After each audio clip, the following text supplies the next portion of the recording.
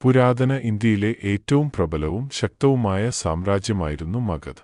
ഇന്നത്തെ ബിഹാർ സംസ്ഥാനത്തിന്റെ പ്രധാനമായും പട്ന, ഗയ ജില്ലകൾ ഭാഗങ്ങളിലായിരുന്നു ഇതിന്റെ സ്ഥാനം. BCE 6 നൂറ്റാണ്ടിൽ നിലനിന്നിരുന്ന 16 മഹാജനപദങ്ങളിൽ ഏറ്റവും വലുതായി മാറിയത് മഗധയാണ്. കാലക്രമേണ പല ശക്തരായ രാജവംശങ്ങളും മഗധ ഭരിച്ചു. ഹര്യങ്കവംശം BCE 544 മുതൽ. ബിംബിസാരൻ മഗധയുടെ യഥാർത്ഥ സ്ഥാപകനായി കണക്കാക്കപ്പെടുന്നു. വിവാഹബന്ധങ്ങളിലൂടെയും സൈനിക ശക്തിയിലൂടെയും അദ്ദേഹം രാജ്യം വിപുലീകരിച്ചു.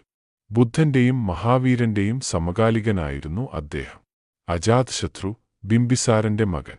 പിതാവിനെ തടവിലാക്കി അധികാരം പിടിച്ചെടുത്ത ഇദ്ദേഹം കോസലം, വൈശാലി എന്നീ പ്രദേശങ്ങൾ കീഴടക്കി മഗധയെ അതിശക്തമാക്കി. ശിശുനാഗവംശം BCE 413 മുതൽ. ഇവർ അവന്തി സാമ്രാജ്യത്തെ കീഴടക്കുകയും മഗധയുടെ ആധിപത്യം ഉറപ്പിക്കുകയും ചെയ്തു. നന്ദവംശം BCE 345 മുതൽ. മഹാപത്മനന്ദനാണ് ഈ വംശം സ്ഥാപിച്ചത്. ഇന്ത്യയിലെ ആദ്യത്തെ സാമ്രാജ്യത്വ ഭരണാധികാരികളായി നന്ദന്മാർ അറിയപ്പെടുന്നു. അതിവിപുലമായ ഒരു സൈന്യവും വൻ സമ്പത്തും അവർക്കുണ്ടായിരുന്നു. അലക്സാണ്ടർ ഇന്ത്യയെ ആക്രമിക്കുന്ന സമയത്ത് ധനനന്ദനായിരുന്നു രാജാവ്. മൗര്യ സാമ്രാജ്യം BCE 322 മുതൽ. ചാണക്യന്റെ സഹായത്തോടെ ചന്ദ്രഗുപ്ത മൗര്യൻ നന്ദന്മാരെ പരാജയപ്പെടുത്തി ഈ വംശം സ്ഥാപിച്ചു.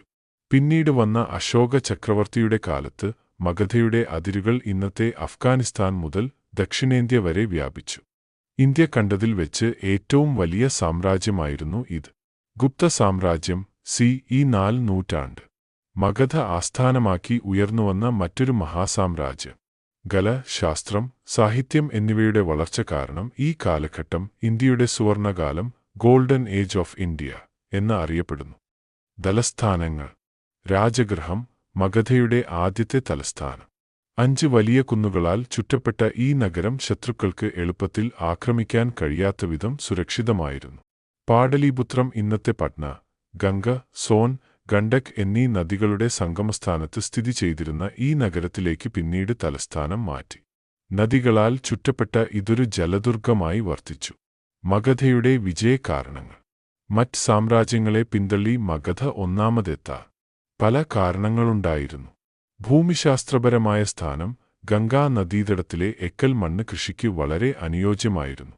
ഇത് സർക്കാരിന് വലിയ നികുതി വരുമാനം നേടിക്കൊടുത്തു. ഇരുമ്പിന്റെ ലഭ്യത. ഇന്നത്തെ ജാർഖണ്ഡ് പ്രദേശങ്ങളിലെ ഇരുമ്പുഖനികൾ മഗധയുടെ നിയന്ത്രണത്തിലായിരുന്നു. ശക്തമായ ആയുധങ്ങളും കാർഷിക ഉപകരണങ്ങളും നിർമ്മിക്കാൻ ഇത് അവരെ സഹായിച്ചു. ആനകളുടെ ഉപയോഗം. ഇന്ത്യൻ ചരിത്രത്തിൽ യുദ്ധങ്ങൾക്ക് വേണ്ടി വൻതോതിൽ ആനകളെ ഉപയോഗിച്ച ആദ്യത്തെ സാമ്രാജ്യമായിരുന്നു മഗധ. കാടുകളിൽ നിന്ന് ലഭിച്ച ആനകൾ ശത്രുക്കളുടെ കോട്ടകൾ തകർക്കാൻ സഹായിച്ചു. ഗതാഗതം.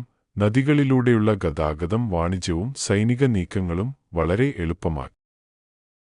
ശക്തരായ ഭരണാധികാരികൾ. ബിംബിസാരൻ, അജാതശത്രു, മഹാപത്മനന്ദൻ, ചന്ദ്രഗുപ്ത മൗര്യൻ, അശോകൻ തുടങ്ങിയ അതികായന്മാരായ രാജാക്കന്മാർ മഗധയെ നയിച്ചു. പ്രാചീന ഇന്ത്യയുടെ ചരിത്രത്തിൽ സുവർണ ലിപികളിൽ എഴുതപ്പെട്ട പേരാണ് മഗധ സാമ്രാജ്യത്തിൻ്റേത്.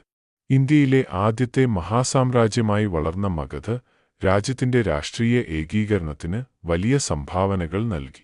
മികച്ച ഭരണസംവിധാനം, സൈനിക ശക്തി, സാമ്പത്തിക പുരോഗതി എന്നിവയിലൂടെ ഇന്ത്യയുടെ ഭാവിയെ രൂപപ്പെടുത്തുന്നതിൽ മഗധ നിർണായക പങ്കുവഹിച്ചു. മഗധയുടെ ചരിത്രം പഠിക്കാതെ പ്രാചീന ഇന്ത്യയുടെ ചരിത്രം പൂർണ്ണമാകില്ല എന്ന് നിസ്സംശയം പറയാം. കൂടുതൽ വീഡിയോകൾക്കായി ഈ ചാനൽ സബ്സ്ക്രൈബ് ചെയ്യുക.